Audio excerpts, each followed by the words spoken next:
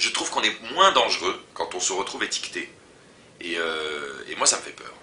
Ça me fait peur, tout d'un coup, quand je vois cet imbécile de Jean-François Copé arriver 2 semaines après ma sortie sur Sarkozy, qui est une sortie au milieu de plein d'autres sorties, où j'ai ironisé sur la distance de Strauss-Kahn, sur mon boboïsme furieux que j'exagère souvent, sur les cités, sur Mélenchon, sur Besancenot, et que j'ai une phrase sur Sarkozy, et que tout d'un coup Copé, qui veut absolument ne pas déplaire au maître, arrive au maquillage et ne me serre pas la main, je trouve... voilà, tout d'un coup je m'énerve un peu contre les médias qui sortent une de mes répliques de son contexte et qui font de moi ce que je suis pas vraiment.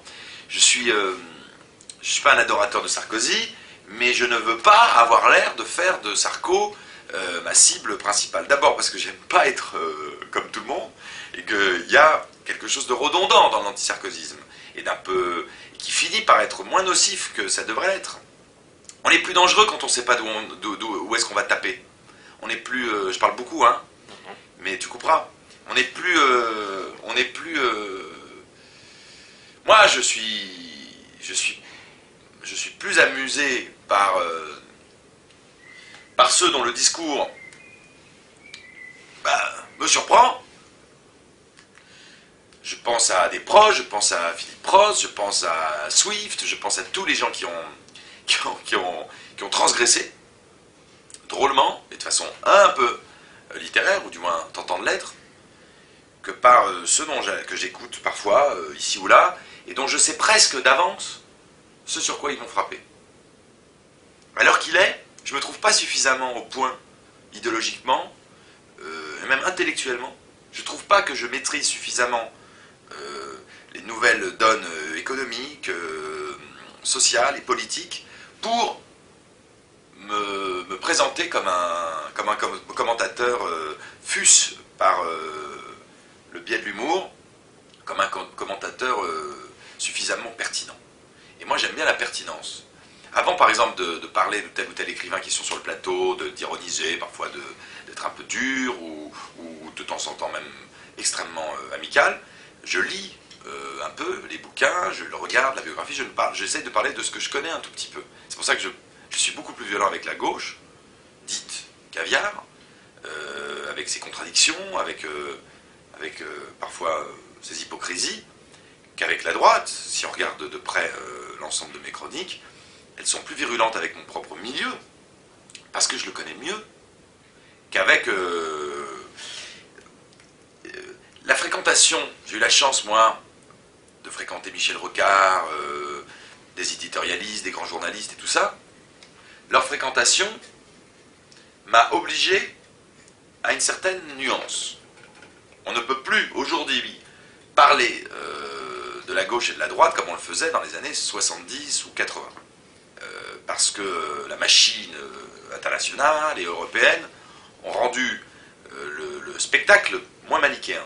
Donc c'est moins simple, c'est plus subtil, c'est forcément plus délicat. Du coup, c'est pas par opportunisme que je tape à gauche, que je tape à droite, c'est par honnêteté intellectuelle. Il n'y a pas les gentils et les méchants. Le commentaire politique, c'est pas qu'il m'emmerde, c'est que je me trouve plus original je trouve mes chroniques un tout petit peu plus, je dirais, larges que ça. Je trouverais ça dommage de les limiter à mes sarcasmes politicards. Je trouve qu'aujourd'hui, il est plus singulier d'essayer de faire sourire sur Philippe Solers ou Jean-Marie Leclésio, et aussi sur Martine Aubry 10 minutes plus tard, sur sa propre vie, sur tout ça. Je trouve l'exercice un peu moins avilissant, c'est vrai. C'est-à-dire que quand on critique Sarkozy, on devient un peu bouffonnant. Peut-être parce qu'il a quelque chose lui-même de bouffon, et du coup, il vulgarise ses commentateurs. Et c'est vrai que tout d'un coup, même une bonne vanne sur Sarkozy, j'ai le sentiment en l'écrivant de l'avoir déjà entendu 3 fois. Et j'aime pas écrire quelque chose que j'ai déjà entendu 3 fois. L'idée, moi, que tout d'un coup, le vendredi, ça soit... Alors, qu'est-ce que je vais balancer sur Michel Alliot-Marie ou Dominique Strauss-Kahn, quand je me surprends dans cette position-là, je me dis, retour de théâtre. C'est un petit jeu qui m'excite pas. Et que je fais parfois. Parce que c'est ça la contradiction. C'est que d'un côté, je veux plaire à ceux qui attendent ça de moi, et en même temps, je veux pas qu'ils m'enferment là-dedans.